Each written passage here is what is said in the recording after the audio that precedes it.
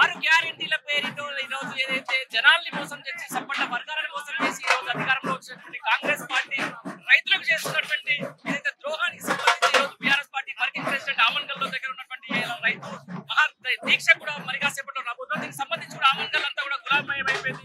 గులాబమయానికి సంబంధించిన కూడా మొత్తం కూడా ఎవరైతే రైతులు రాజకీయ నడిచినటువంటి ఈ తెలంగాణ రాష్ట్రంలో ఈ రోజు రైతులకు జరుగుతున్నటువంటి అన్యాయాన్ని రైతులకు సంబంధించినటువంటి చేస్తున్నటువంటి ద్రోహానికి సంబంధించి కూడా ఈ రోజు ఎండగట్టేందుకు వస్తున్నటువంటి ఏదైతే BRS party working president KTR గారికి ఈ రోజు ఘన స్వాగతం పలికేందుకు కూడా ఈ రోజు ఆమన్గల్ లో ఉన్నటువంటి బీఆర్ఎస్ శ్రేణులంతా కూడా ఆసక్తిగా ఎదురు చూస్తున్నటువంటి పరిస్థితి. కొంతమంది ఉన్నారు మాట్లాడదాం. ఇక్కడ బీఆర్ఎస్ పార్టీ సీనియర్ నాయకులు ఉప్పల్ వెంకటేశ్వర మనతో ఉన్నారు. ఆయన అడిగి మరిన్ని విషయాలు తెలుసుకునే ప్రయత్నం చేద్దాం. ఈ రోజు కేటీఆర్ గారికి ఎలాంటి స్వాగతం ఇస్తున్నారు, లేకపోతే రైతు దీక్ష ఆమన్గల్ ఎలాంటి స్పందన వస్తుందో అడిగి తెలుసుకునే ప్రయత్నం చేద్దాం. అలా నమస్తే, ఏంటి పరిస్థితి, ఎట్లా ఉంది ఈ రోజు రామన్న రాక ఈ రోజు రైతు దీక్ష? రామన్నకు స్వాగతం పలుకుతున్నాం. బ్రహ్మాండమైన రైతులు, యూత్, మహిళలు బ్రహ్మాండంగా వస్తున్నారు. ఏదైతే కాంగ్రెస్ పార్టీ ఇచ్చిన హామీలను మోసం చేసిందో ప్రజలకు చెప్పి వాళ్ళు ఇస్తున్న హామీలన్నీ ప్రజలకు ఇప్పించే వరకు రామన్న పోరాటం చేస్తాడు. ఆ రామన్నకు మద్దతుగా ఈ కల్వకుర్తి తాలూకా ప్రజలు, రైతులు అందరం ఉద్యమంగా తనిపడి ఉన్నాం. నింపుతున్నాం. ఎంతమంది తరలి వస్తారు ఈ సభకు?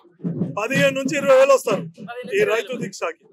అంటే మొత్తం చూస్తున్నాం ఇలా సంపన్న వర్గాలను మోసం చేసి ఇలా రైతులు అద్భుతంగా ఉన్నటువంటి రైతు రాజ్యం ఈ రోజు మొత్తం చెడిపోతా ఉంది. వాళ్ళకు రైతు భరోసానో రైతు బంధు కూడా దిక్కులేని పరిస్థితి ఉంది. దీన్ని ఎట్లా చూస్తారు మీరు?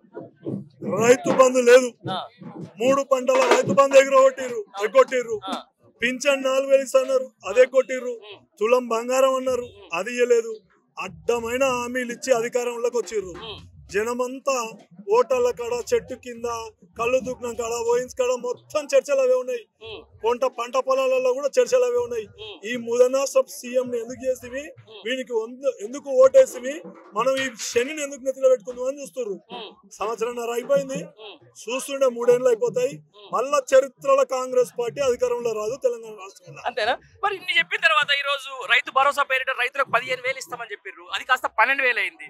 ఇప్పటి వరకు ఒక 2 ఎకరాలకు 3 ఎకరాలకు వేసే పరిస్థితి. అంటే నిజంగా కల్వకుర్తిలో కూడా మొత్తం రైతు భరోసానో వీళ్ళు చెప్తున్న రైతు బంధు పడుతుందా? మేము ఏమంటున్నాం అంటే, మీరు 6,000 ఇస్తారా 15,000 ఇస్తారా కాదు, ఎగ్గొట్టిన 3 పంటల రైతు బంధు ఫస్ట్ ఇచ్చినాకనే ఊళ్ళలో లోకల్ బాడీ ఎలక్షన్లలో ఓటర్ ఎన్నిక రావాలి కాంగ్రెస్ ఓడు. ఒక్కొక్క ఇంటికి 5 ఎకరాలు ఉంటే 1,00,000 బాకీ అయిండు. ఆ లచ్చ కట్టినాకనే, ఆ ఇంటికి 1,00,000 కట్టినాకనే కాంగ్రెస్ పార్టీ సర్పంచ్ కో, ఎంపీటీసీకో, జడ్పీటీసీకో ఓటేమని అడగాలి. మేము ఓపెన్ గా చెప్తున్నాం. ఒక్కొక్క ముసల్దానికి, తాతకు అవ్వకు ఇద్దరికి పింఛన్ ఇస్తున్నారు. ఎగ్గొట్టిన ఒక్కొక్క ఇంటికి తాతకు అవ్వకు 1,00,000 బాకీ అయ్యారు. అవి కట్టినాకనే కాంగ్రెస్ పార్టీ ఓటు అడగాలి. నెక్స్ట్ లోకల్ బాడీ ఎలక్షన్లలో ఏదైతే స్థానిక సంస్థల ఎలక్షన్లు ఉన్నాయో ఊర్లలో ప్రజలే తిరగనియలేదు. మా బాకీ కట్టినాక ఓటేస్తారు, నా కొడుక మా ఇంటికి వచ్చి ఓటు అడగని చెప్తారు. ఇదే కల్వకుర్తికి సంబంధించి ఉన్న ఎమ్మెల్యే ఎవరైతే ఉన్నారో ఆయన గతంలో బీఆర్ఎస్ పార్టీలో ఎమ్మెల్సీగా ఉండే కదా, అంతే కదా. తర్వాత ఏమంటే పార్టీ మారిన వచ్చిన సందర్భాన్ని చూస్తా ఉన్నాం. అంటే మొత్తానికి అంటే ఏంది అసలు ఇంత గొప్ప అవకాశం ప్రజలు ఇచ్చిన తర్వాత కూడా సరిగ్గా పాలించడం చేత కావట్లేదా, లేకపోతే వీళ్ళకు ప్రజల మీద? కల్వకుర్తిలో గెలిచిన ఎమ్మెల్యే అది రాజకీయ సర్వీస్ ఎమ్మెల్యే కాదు, అదొక కార్పొరేట్ ఎమ్మెల్యే. అధికార పార్టీలో ఎంపీటీసీలకు 1,00,000 ఇచ్చి ఎమ్మెల్సీ అయ్యిండు. మళ్ళా 2,000 ఇచ్చి గాలి వచ్చిన కాంగ్రెస్ లో ఎమ్మెల్యే అయ్యిండు. ఓటుకు 2,000 ఇచ్చి. ఆయనకు రాజకీయానికి ఏం సంబంధం అండి? ఆయన అలా ఊర్లోనే గమనించారు, గుర్తుపడ్డారు. మేమే ఆయన నెంబర్ లేపినాం, ఇంతో అంతో లేపినాం. ఎందుకు? అప్పట్లో మేము ఇక్కడ ఉన్న జైపాల్ యాదవ్ ఆయన వేసుకున్నాం, అందుకని లేపింటాం. కానీ ఆయన భావోజ్వలం ఉండి సర్వీస్ ఓరియంటెడ్ కాదు ఆయన. అది కార్పొరేట్ శక్తి, అది గాలికి వచ్చిన ఎమ్మెల్యే.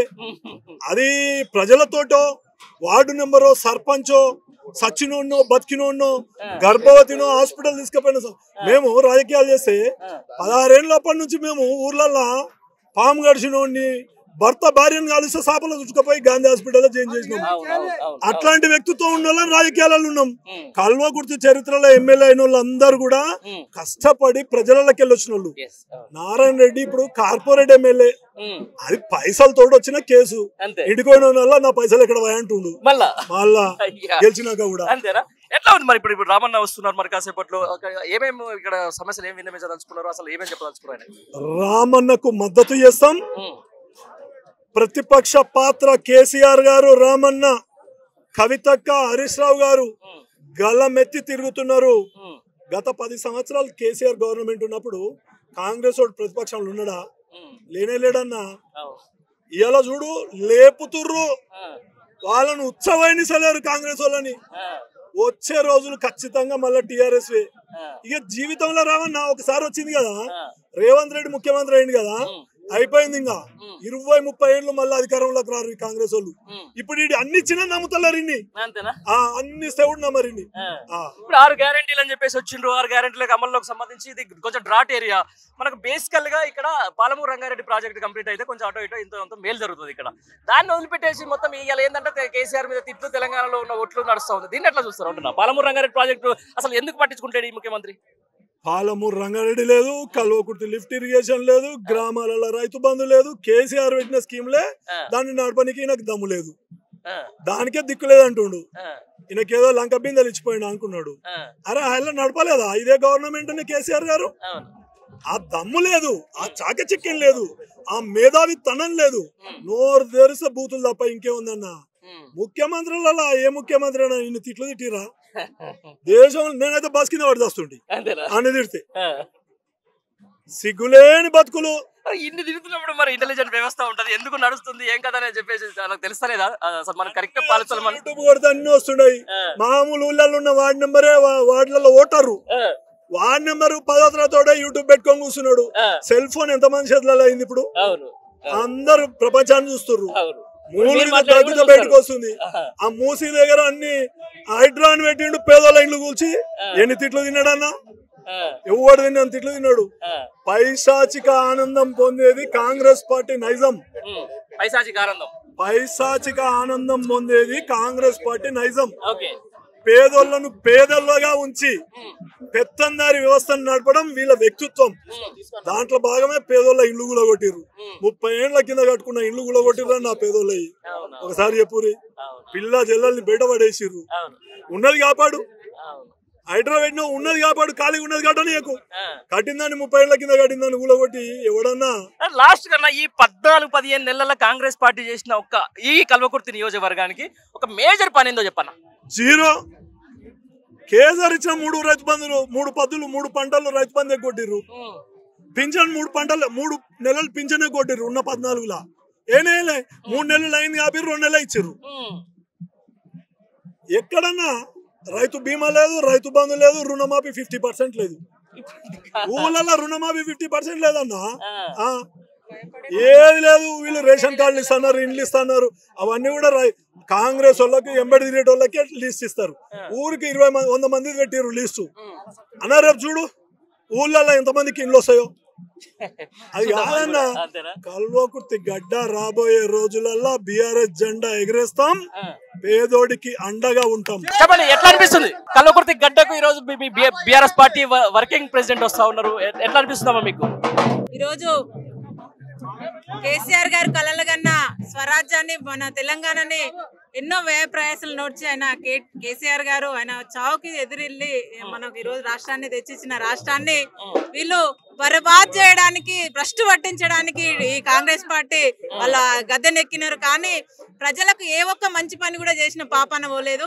ఇప్పుడు అన్నగారు చెప్పినట్టు వాళ్ళు స్థానిక ఎన్నికలకు అందుకని పోవడానికి జంకుతున్నారు. అసలు ప్రతి ఒక్కరు కూడా భయపడుతున్నారు. ఏ ఒక్క ఎమ్మెల్యే గాని లేకపోతే గ్రామాలలో తిరిగే కాంగ్రెస్ కార్యకర్తలు ఎవ్వరు కూడా గ్రామాలలో వాళ్ళకి ఓటు అడగడానికి వాళ్ళకి మొఖాలు లేక ఈ రోజు వాళ్ళు పబ్లిక్ లకు పోలేక స్థానిక ఎన్నికలకు ఈ రోజు రేపు మా పని వాళ్ళు పొద్దు గడుపుతున్నారు తప్ప, ఎందుకంటే ఏ ఒక్క హామీని వాళ్ళు పూర్తిగా నెరవేర్చలేకపోయినారు. కాబట్టి రాబోయే రోజులలో మన కేటీఆర్ గారు అన్న చెప్పినట్టు ఇప్పుడు ఉన్న బాకీలన్నీ కూడా నెరవేర్చాలి. 2000 పెన్షన్ ఇంకా బాకీ పడ్డారు. ఇన్ని నెలల 14 నెలల నుంచి వాళ్ళు 2000 మనకు ఏవైతే పెన్షన్లు ఉన్నాయో ఆ పెన్షన్లు 2000 బాకీ పడ్డారు. 14 నెలలకు పెన్షన్ 2000 బాకీ వేసుకుంటే ఎంత దగ్గర 28,000. ఆ పెన్షన్లు ప్రతి ఒక్క అవ్వకు తాతకు పెన్షన్లు కంప్లీట్ చేయాలి. 3 సార్లు రైతు బంధు అనేది వాళ్ళు ఎగ్గొట్టినారు. రుణమాఫీ 60%, 50% కూడా చేయలేకపోయినారు. అలాగే 2500 మహిళలకు ఇస్తామన్నారు, సిలిండర్లు ఇస్తామన్నారు. తులం బంగారం రేపు ఇవాళ ఎట్లా పెట్టుకుంటారో ఒక్క నెల అయినాక నేను వచ్చినాక పెట్టుకోండి, మీకు తులం బంగారం ఇస్తా, 2 లక్షలు ఇస్తా అని మా ఆడలను అందరినీ పాపం మా అక్కయ్యలు అందరూ మోసపోయినారు. ఇలా మోసపడుతున్నారు. ఒక్క తులం బంగారం కాదు కదా కేసీఆర్ గారు ఇచ్చిన కంటే ఏ ఒక్కటి ఎక్కువ ఇచ్చినా ఈ రోజు ప్రతి ఒక్కరు ఏడిపోతున్నారంటే కేసీఆర్ గారు ఇచ్చిన దానికంటే ఏ ఒక్క రూపాయి కూడా వాళ్ళు ఈ రోజు ఇచ్చిన పాపన పోలేదు. అందుకనే వాళ్ళకి మొక్కలు లేక ఈ రోజు కనీసం వస్తుంటే కూడా ఊర్లలో ఎవరు ఏడిపోతున్నారని వాళ్ళు కూడా సొంత పార్టీలో సిగ్గుచేట ఏంటంటే సొంత పార్టీ వాళ్ళు కూడా తిట్టిన రోజులు ఉన్నాయి. ఇప్పుడు మనం అందరం సోషల్ మీడియాలో చూస్తున్నాం. వాళ్ళు బహిరంగంగా రాకపోవచ్చు కానీ మన సోషల్ మీడియాలో మన బీఆర్ఎస్ పార్టీ కింద చూస్తున్నట్టయితే ప్రతి ఒక్కరు వాళ్ళ కామెంట్లు చూస్తే మేము కూడా కాంగ్రెస్ పార్టీ కానీ మాకు బీఆర్ఎస్ పాలనే మంచి ఉన్నదని ఈరోజు స్వచ్ఛందంగా వాళ్ళే పెట్టిన రోజులు కూడా మన సోషల్ మీడియాలో మనం చూస్తున్నాం. కాబట్టి అలాంటి తిరిగి మళ్ళీ కేసీఆర్ కలలు కన్నా స్వరాజ్యం తీసుకురావాలి. మళ్ళీ బీఆర్ఎస్ పార్టీ వచ్చే రానున్న ఎన్నికల్లో మళ్ళీ బీఆర్ఎస్ పార్టీ ఎన్నిక అవుతుంది. మన బీఆర్ఎస్ పార్టీలో మనం అందరం పాలించబడతాం. అలాగే ఇంత పెద్దగా ఈరోజు మనం వెంకటేష్ అన్న గారు చూసుకున్నట్టయితే అన్నగారు ప్రతి ఒక్కటి కూడా ఆయన ఎలాంటి ఎన్ని రోజులు అన్నగారు దగ్గర 20 సంవత్సరాల నుండి వాళ్ళు రాజకీయంలో ఉన్నారు. కానీ ఏ ఒక్క రోజు కూడా ఆయన కాంట్రాక్ట్లు కానీ ఏది చేయకుండా ఆయన స్వచ్ఛందంగా ప్రజలకి న్యాయం చేసుకుంటూ ఆయన తోచినంతలా నిన్న కేసీఆర్ గారి బర్త్డే సందర్భంగా అన్నగారు ఖానాపూర్ గ్రామంలో ఒక సొంత ఇంటిని నిర్మాణం చేయించి ఆ కుటుంబానికి ఇవ్వడం జరిగింది. ఇలా అనేక సేవా కార్యక్రమాలు ఉప్పల చారిటబుల్ ట్రస్ట్ ద్వారా మన వెంకటేష్ అన్న గారు చేసుకుంటూ పోతున్నారు. రాబోయే రోజులలో కూడా కల్వకుర్తిలో అన్నకు మంచి స్థానం ఒక ఎమ్మెల్యేగా మేము అందరం చూడాలనుకుంటున్నాము. అన్నగారి అభిమానులు అందరూ ఇక్కడ ఉన్నారు. అన్నగారి నాయకత్వాన్ని కల్వకుర్తి